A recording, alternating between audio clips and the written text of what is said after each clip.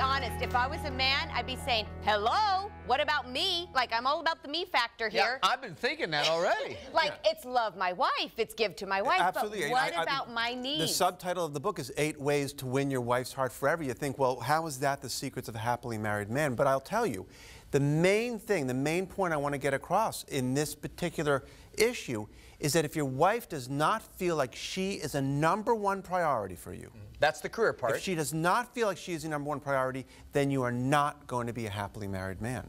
Now, the point is, once you have made sure that you've made it clear to her that she is your #1 priority, then you can start to introduce yourself and get your own needs met. Okay, #1 priority, though. I just want to make sure everybody heard that. #1 priority.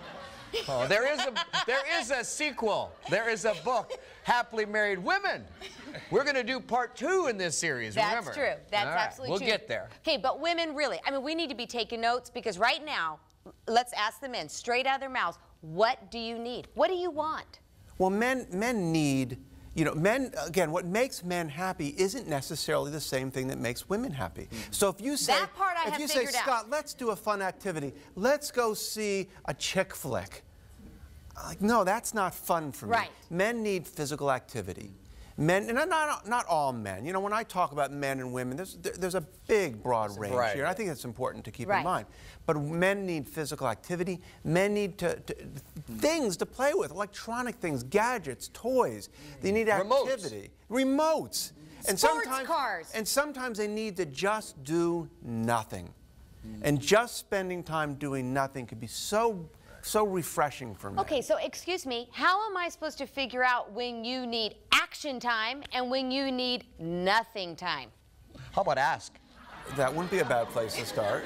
Well, what is it you need right now? Do you need a little space or you want to go do something? He'd go, are you serious? No, he'd go, I'm not thinking. There's nothing in there. And you know, I'll just say, are you listening to this? Okay, like thousands of men just got slapped in the face. I was teasing. We're simple, remember? We're simple. I was teasing because you guys no, had but said that. you know, you're bringing up a good point. Is that men are not as able to express emotionally what they want to do. They're not as able to put things into words. But one of the important things is when your man comes home at the end of the day, and you know, you may have been working and he may be working, I understand that, but when that door opens and you say to him, here's the baby, she's been screaming all day, I'm exhausted, I'm going to go lie down for a while, that's not really respecting the fact that he needs to spend a few minutes and just pull himself together. Just get his head in the right place and then figure out what counts. No, should men help out with the baby? Absolutely. Totally. And should they be there and part of the family and committed? Absolutely. But also take the time to ask him what he needs before you kind of assume that you're going to decide what he needs for him. What he needs to be doing. Okay. See, there has to be a sense that his world is respected. Right?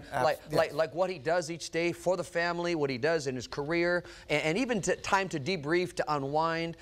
We're not talking about being lazy, not at all, because you need to be engaged as a husband in the home. No argument there. But if a man feels respected, just like if a woman feels cherished and loved, I'm going to tell you what, it's going to go a long way to make a marriage good. Okay, well, so what does respect look like to you men? You want us to respect you, you want us to support you. I mean, now give me a list. Well, you want to list it, well, of course, you need to read The Secrets of Happily Married Women for the list of what it looks like for a woman. Yeah. Right. But I think the important thing is recognize that your man is making an effort. Yeah. And keep in mind that what he wants is to make a difference in your life. And you have one of two choices whenever you interact with him. One is to tell him he's getting it wrong, or the other is to say, you're doing a great job. Or at least you're making good steps. Yes. You see, even if they're little steps, and when a wife says, oh, well, you didn't do, okay, you didn't go the whole 10 yards, but you might have got 3 yards in first down here.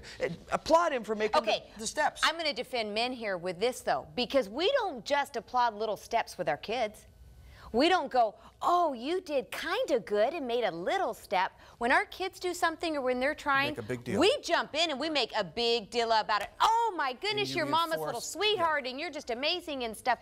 And we need to be doing that with our men. Right. It's like that book, What Shamu Taught Me About My Marriage. You know, that you train other living beings by giving them positive reinforcement continuously. So if he gets home at the end of the day and he's just worked an extra hour in the office and he's exhausted and wiped out and you say to him, you know, you're never home. Wow. Why do I even bother cooking this dinner for you? It got cold. He'll end up going back to where he feels successful because he's not welcome here. I was like, what did you just hear?